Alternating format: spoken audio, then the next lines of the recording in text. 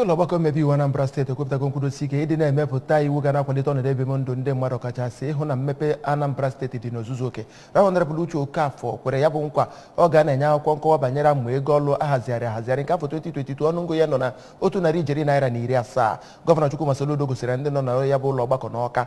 Onye nta aka anyị Chukwuemeka Modelim pụtara anyị akụkọ a.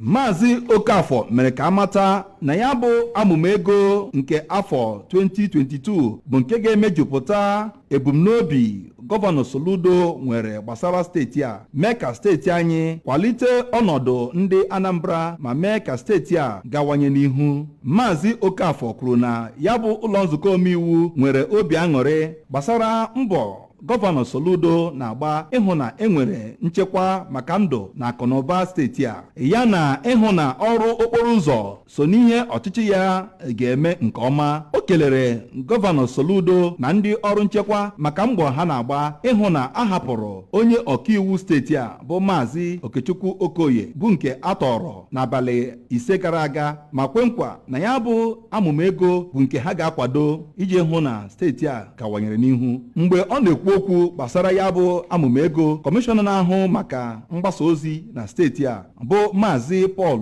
Nwosu kọwara na ya bụ amụma ego ga-enyere gọọmenti steeti a aka iji bido ọrụ na-enweghị nsogbu ọbụla ma rụọ ọrụ niile gọọmenti gara aga na-enweghị ike ịrụ site n'ụlọ nzukọ omeiwu steeti a. Abụ m Chukwuemeka Modelim.